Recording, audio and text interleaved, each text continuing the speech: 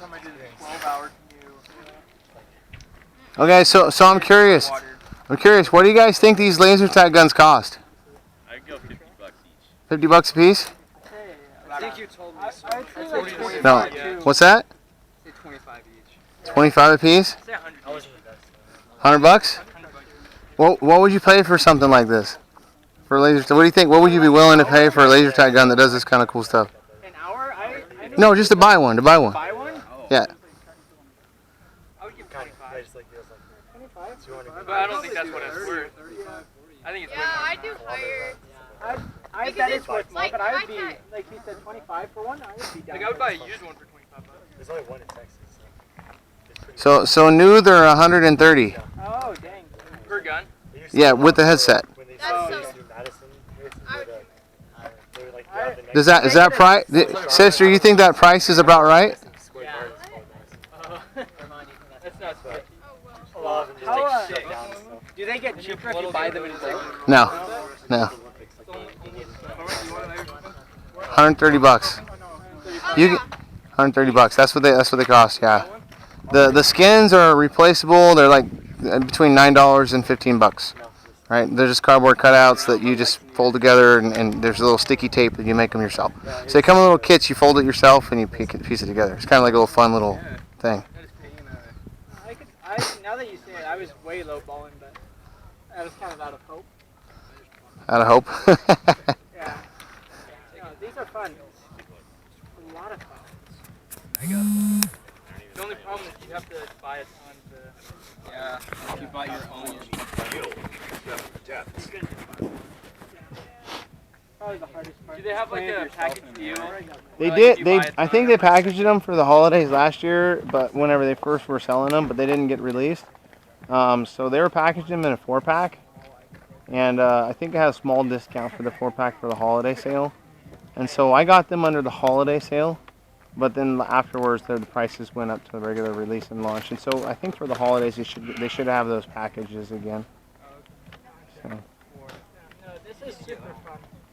I would most definitely go to some place to do this over going to an indoor facility to do. I think outdoors way better. I would, you know, what does it cost at an indoor place? Like, A lot. too much? It's not a ton. Like maybe $20 for an hour. Yeah, I would be willing to pay like $30 for like an hour of outside with these where I can swap it out, get different. That makes it so much fun. Getting like attachments on your gun. Yeah, and like I would pay $30 an hour to come do this. Like, that's for me. That's a no-brainer. Like, of course I would do that. Get a bunch of friends. So, or that's the thing is I don't know if I at this point and being young and dumb and not having any money, I don't know if I'd pay just for me and my buddies to go buy them ourselves. But renting, like in the long run, I'd probably end up going and paying for a whole gun. I think having like a business would probably be that would be way better. Well, that's the thing is that like I don't think you can like. It's ridiculous to buy a bunch of them, I think, because then they're just gonna sit there. You won't use them unless you're available to do it. But I think having individual, like having them available, right, is kind of cool. So whenever I first got into them, that was the thing, because with my company, we started doing these team building events, and that's when I brought in the laser tag as a cool idea for some team building events with the sales crew versus the field staff and everything.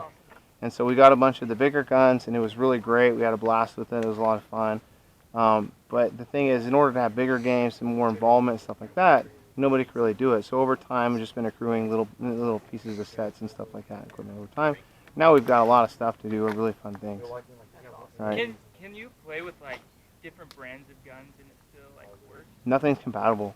Yeah, because the infrared on the taggers, like the little lights in here and stuff, they send out basically. If you don't know how infrared works, it's just like ones and zeros, right? And so it's on off on off on off. The light flashes like ridiculously fast, right? And so the pulsing light goes there. The receiver receives it, decodes it, and says whatever it is. Identifies what the player came from in the ones and zeros that it receives, etc. Right? I haven't analyzed the code on this one, but the big guns shoot out 25 different pulses. Right? So it's 25 ons or offs. right? Ones or zeros. And so in that you process it in like I think 200 milliseconds, or less than that actually. It's like It's quick.